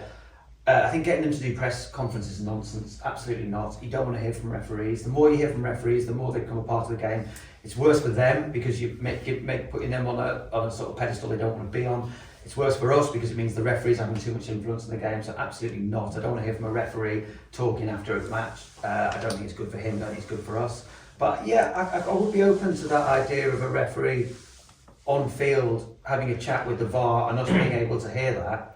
But then they'd have to be very careful to make sure the mic's off for the rest of the time, because I think it is sacrosanct what the referee is saying to the players and all the rest of it. I don't think that's our business. It could start influencing decisions, couldn't it? And it could, yeah. Even it up. Could. Yeah, it could. And I know for a fact, it's not the question you asked me, but I know for a fact from speaking to several top referees working in the game at the moment, they hate being given the VAR shift on a Premier League match. They hate it because they feel they are. I mean, in the control room. In the control room. Yeah. They hate when the list comes out. What are you doing this weekend? Oh God, I'm on VAR. They hate that more than anything. They just want a referee on the pitch. That's what they train to do. When they feel they're being asked to re-referee. On that, do you not think like ex-players and stuff like that should? They don't know the rules. The amount of ex-players who just don't know the rules. Will they not be trained on that? Well, they'd have to prove they know the rules. That's the part of the referees. Part of the referees to get to elite level is they know the rules. The pundits. Some of them do they but know a the lot of rules them don't. sometimes? I think the refs do know the rules. I think they do, most of them. And do you, before I go on to Manny, because I want to hear what Manny's thoughts on this. Well, another reason why they don't like doing the VAR job is also because they're thinking and they've said this to me, they're thinking, right, what would the millions of people at home be doing? They're actually thinking that in their head, and subconsciously, they're sort of thinking, what's the right decision here? So they're not going on their instinct, they're not going on what they've been taught. They're going on, this concept of VAR, what am I supposed to do? What would look like the right decision? And I think it's unfair. I think VAR has made refereeing worse and has lowered the standard of refereeing because it's just stuck something else in their head that wasn't there. And the instinctive decisions that they got right most of the time aren't being made anymore. Don't get me wrong, you could probably prove that VAR has made more correct decisions, but it's coming at a huge cost. It's a cost to the atmosphere at games, delays in the games, undermining referees on the pitch. It's just not worth it. We've had like 3 years, is it? Yeah. So 3 years, here we are, looking at a system that almost like a brand new system that's got lots of teething problems. Johnny's just mentioned behind the scenes where referees don't want to do that shift. So there's obviously a lack of confidence maybe in the system and then maybe in their duties. You know, one thing I would like to see taken away is that monitor. Get rid of it. If you've got a qualified referee in a room who's looking at 54 different screens, and you say, "Can you check that penalty? Was it a penalty? Yes or no?" And he says, "No, it's not a penalty." Okay, not a penalty. That's it. When you say, "Oh, can you go and can't you make a decision?" You've got so many screens, you can't make a decision. You want me to go and look at it again? In cricket, you don't ask the umpire to go and look at your decision again. In rugby, they don't ask the rugby referee to go and look at your decision again. They make the decision and tell him, "No penalty." Okay, no penalty. I think it's the inconsistency. Not everyone can be wrong. All the former Liverpool players were not all of them, obviously. Former Liverpool players were coming out. The fans in the stadium, the fans on social media.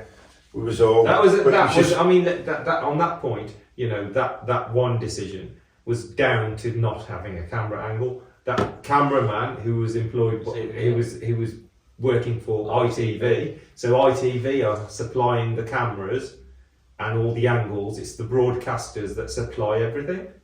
So it's not VAR haven't got their own system.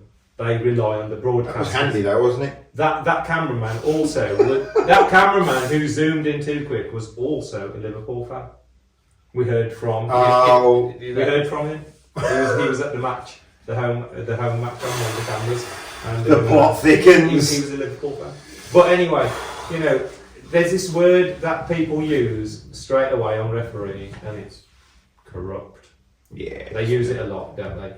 Now, I'm 100% sure corruption exists in sport around the world, and maybe in leagues in, China and Middle East or whatever. There's probably things that go on. It does happen, believe it or not. People think corruption, that's an easy word. It does actually happen. When you give people money, it happens and it does come out. It's evident in sport, it's happened before. So these decisions lead people's mind to think about, what's going on? Are they protecting the big six? Do they want the same people at the top? Because they're the money earners, they're the big teams, they're the ones that take our brand worldwide. And the more decisions we get wrong just feeds that. Mm-hmm. It feeds it. And then it's pretty hard to change somebody's opinion of that. I just think the standard is so poor. I can't think of one referee. Actually, thinking of it now, I can't think of one obvious referee that I would say I'd love him to referee our game. Back in the past, we had that guy for the championship last year, didn't we? We would have 4 or 5 different ones. I can't even. Different ones that you respected and you knew that they, generally did their jobs correctly. So there's something wrong. The refereeing, there's something wrong. The rules get changed a lot. The handball, the offside, everything gets twisted, and little additions get added to the rule. The handball rule. Does anybody actually know exactly the definitive laws of handball? Because it's different for attacker and a defender. It's different for depending on what you're doing. If you're breaking a fall and your hands down, but if you're, remember Kilman, he got a handball against him and he was just running. Martinho got one in his armpit. There was lots of different things, and it's all down to rule interpretation. Because generally, I think the watching public don't even know the rules properly because they change so often. So something needs to be done. The communication, I think, needs to be improved in the stadium. There's only 2 grounds in the Premier League that don't have proper screens. One's Anfield, the other one's Man United. The biggest club, and then the biggest club, which is crazy. Just quickly on that, before we go on to the end of the podcast, do you think there's a subliminal bias? It's subliminal, or in some people's mind, you talk about like the VAR, subconscious bias. A subconscious. I think that exists in life, definitely. I think we see it in life, we see it in society. And so for it not to exist in football, it's probably naive to think it doesn't exist in football. That's a good answer. Right, so... The politician in Johnny coming out there. That's a very good answer. Brilliant. Right, we're going to get on to the question for Johnny, and then we're just going to, before we finish, we're going to go around and see we've got 7 fixtures up until the international break. We're going to go around and see how many points. So... before we get to that though, it would be amiss of us not to mention that Wolves women are playing a WSL side, West Ham, in Telford at the Bucks Head on Sunday. Come on, Wolves women. It's a 2 p.m. kickoff. They're great progress. I would recommend, if you get the chance to go and get a ticket, go and support the girls. It'll be a massive upset if they get a result, and like what you're saying, let's get behind them and support them. It's the first ever game against like WSL opposition, which is huge. It's a real test for them, and they deserve the support. If you get a chance to get over there, it's 2 o'clock. You have to go and book your tickets because it's not a league match. You can't go in. You have to book your tickets online. So get on that.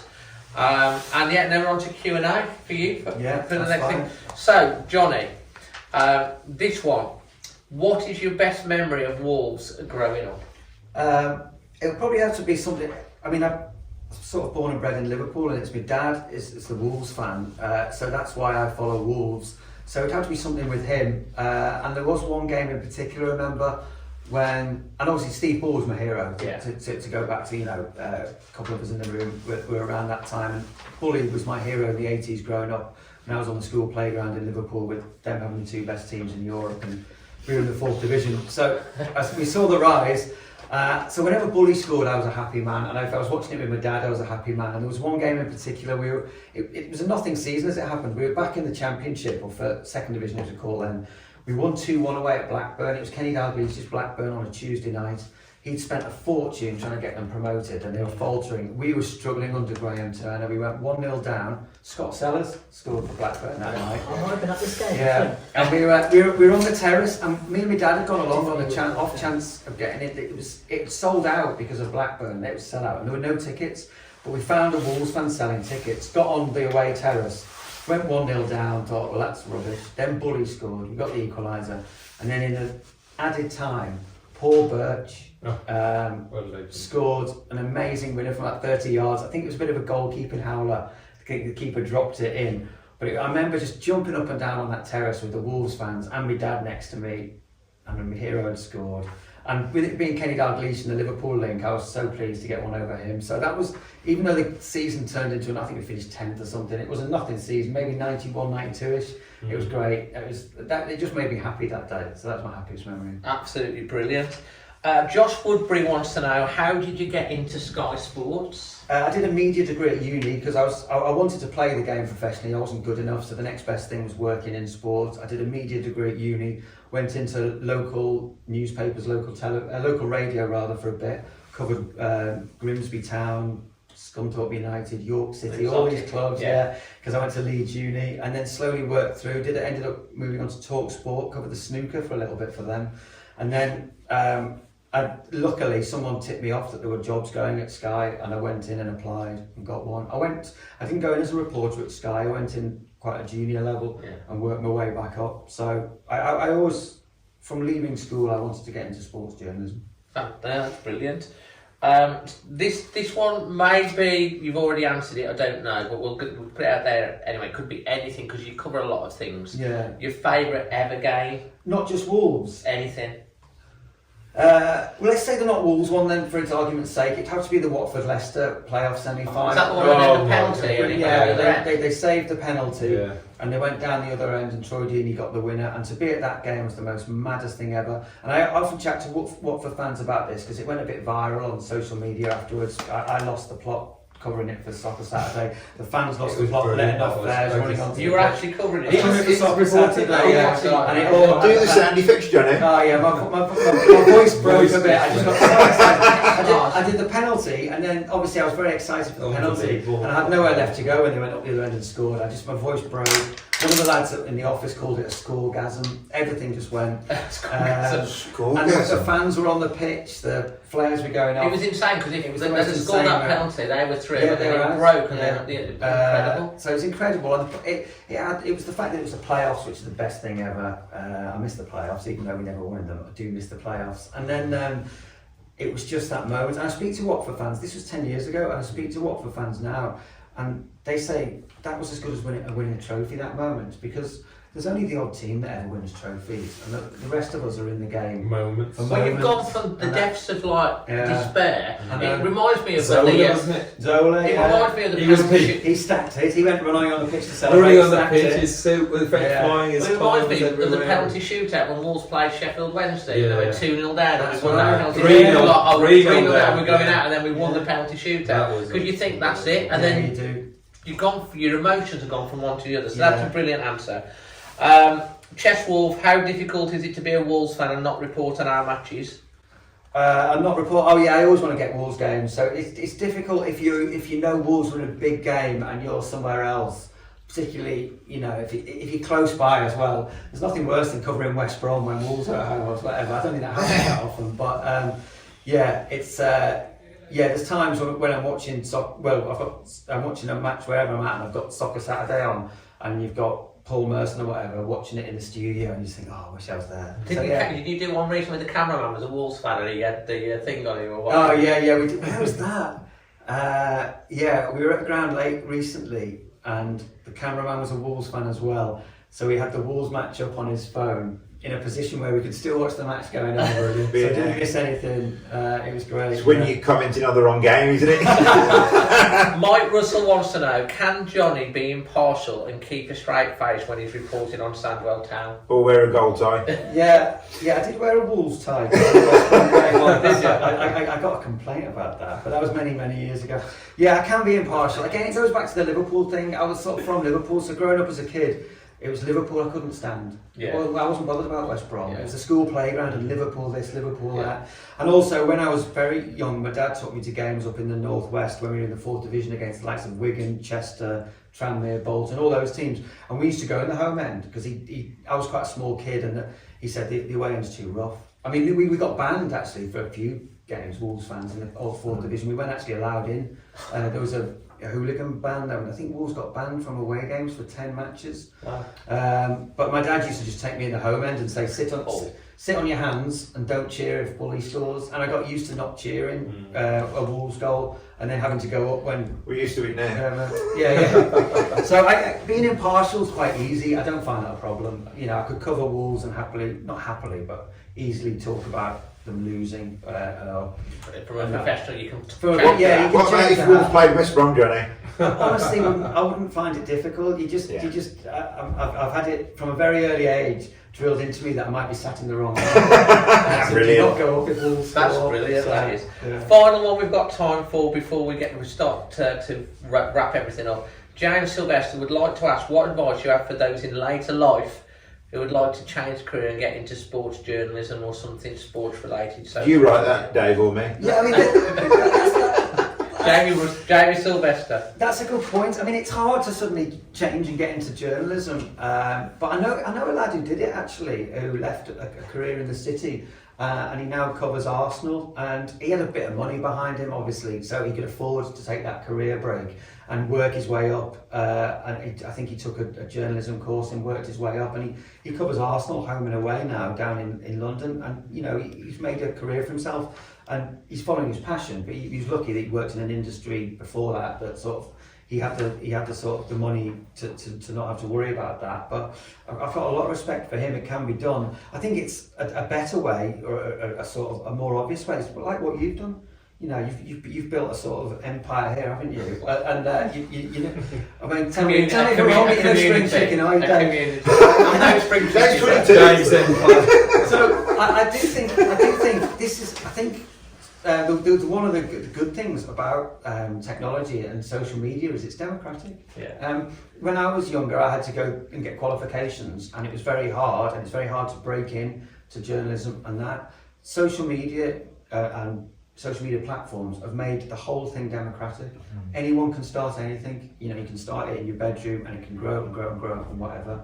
And look at what you do here is fantastic. You've got the award on the table, which is we should show this actually because this is our first time we met the guys. This is the award that we got. We'll get a picture up together later for the being voted the best Premier League podcast. We're very proud of that. Yeah, you should be. So you've built something out of nothing. So to go back to what was it, Jamie Sylvester's point, you can be done. And there was there's another podcast, the Talking Wolves guys. They had Romain say some, didn't they? That was a good one as well. So it's like I do think certainly you offer a platform that's different and may attract different guests or may have different appeal to traditional media. Yeah. So there's opportunity. There's that idiot that interviews all the ex-Wolves players, right there? Oh God! Who's that?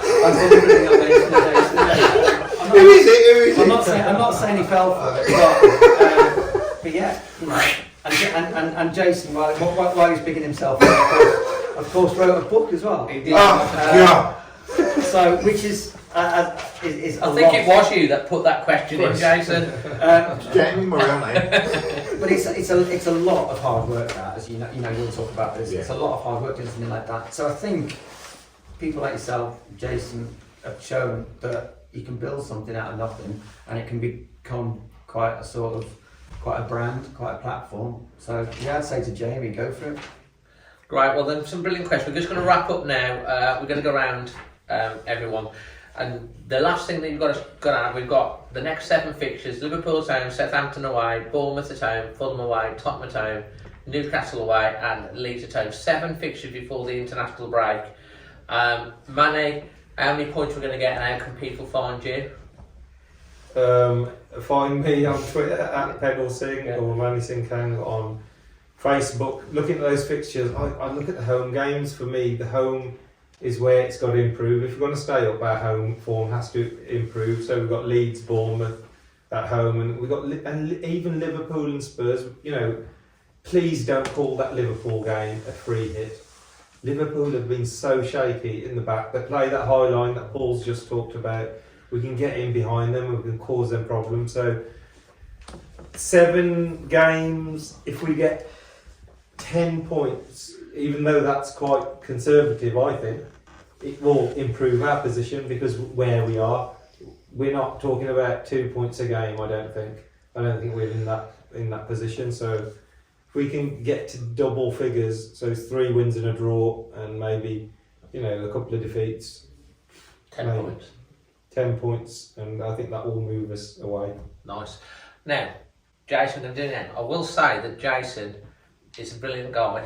He has written a book, and he has the fantastic Wolf Whistle podcast. He's had some great podcasts that have just come out in the last week. You want to just tell people a little bit about that, and then obviously give your score. Very quickly, we did Tony Roberts. Tony was brilliant. As you can imagine, we had Stan Collymore, which was by pure luck. Stan just happened to follow the Wolf Whistle podcast on Twitter, and he talked about everything, and I mean everything. So have a listen to that, everything. And we also did launched Ted Farmer at 83 years of age. Fantastic. So 3 different eras, which was brilliant. So where can you find me? Either Fox at Shipley or on Twitter, Wolves Premier. I will unblock you if I've blocked you already. What I will say is about the fixtures, just on to Manny's point, it's funny you should say 10 points, because that's what I've gone for. Liverpool home, I've put nothing. I've just put no points, and the reason I've done it, and it's not a free hit by any stretch, but I've gone 0, nothing against Liverpool. Southampton away 3 points, Bournemouth at home 3 points, Fulham away 1 point, Tottenham at home nothing, Newcastle at home nothing, Forest away 3 points. So I've got 10 points out of 7 games. I think that's realistic. If we get to double figures, I'd be over the moon. And if we get a draw against Liverpool, Tottenham, and maybe turn one of the wins into a draw, we're still there. That Southampton game is the hardest game in that 7, because they are absolutely flying. Took City apart, didn't they? Well, we have a good record of Southampton away there. Paul, how can people find you and your score? Well, it's not scores, points. How are we getting? Yeah, so it's at Paul Mansell 10. I think somewhere we need to do better than 1 point a game, because if we continue at that rate, it's probably not going to be enough. I think it would put us on 35 points. Not quite enough, I don't think that. So if our points are somewhere between 9 and 11 out of those 7, I think that's a pretty decent return. It's a good opportunity, these games, because we're playing some teams around us. We've done well against the teams around us. It's about time we had a bit of a surprise result, I think, and beat someone in the top half of the table, because our wins have been Southampton, Forest, West Ham and Everton, all in the bottom half. And I think now we've got the quality of players and the quality of manager to go just, you know, somewhere like Liverpool, Tottenham, who we've got coming up. I think we can beat one of those as well. So I'll say somewhere between 9 and 11, and I would be pleased. 10, well, 9, 10 or 11. I'd be pleased with that return. I think that would be put us on course to get 38, 40 points, which is what we'll probably need to stop it. Fantastic. So before we get to Johnny, I'm going with mine. So obviously you can follow Always Wolves on any social platform. If you just look for Always Wolves. So I've got a point at Liverpool, but I think they can be beaten. a point away at Southampton, but I'd like to see us win it. Bournemouth at home 3 points, Fulham away a point, Tottenham at home a point. Newcastle have gone 0. Leeds at home 3. So that actually is 10 points again. So I've gone with 10. So is that Leeds we're playing? It's Leeds, yeah. Yeah, Leeds. Oh, so I Leeds. thought It's home. Okay, Leeds at home. It's at home. Right. That's Yeah, I'm going to sound really negative now compared to you lot. I only think 7 or 8 points out of that. yeah. I can't see us getting anything out of Liverpool, Fulham and Newcastle. Okay. And after that, I think there are points to be had. I hate making predictions just to qualify that when this turns out to be nonsense. You a betting man, Johnny? No. Well, I am, but the bookies win. Yeah. So, yeah, I think there's a really tough set of games. I think we have to beat Bournemouth. You have to take 3 points from that. I think Southampton could go either way. I think Tottenham and Leeds either way as well. But I think there's trouble against Newcastle, Fulham, and Liverpool. So I'm only looking at 7 or 8 points. I hope I'm proved wrong. No, that's fair enough. I mean, at the end of the day, I think We'll stay up then. Yeah. Question: Are we going to stay up? Yeah. And how many points we finish? I think Wolves will stay up because I think they're the 3 worst teams. Manny's itching for an argument in it, you can tell.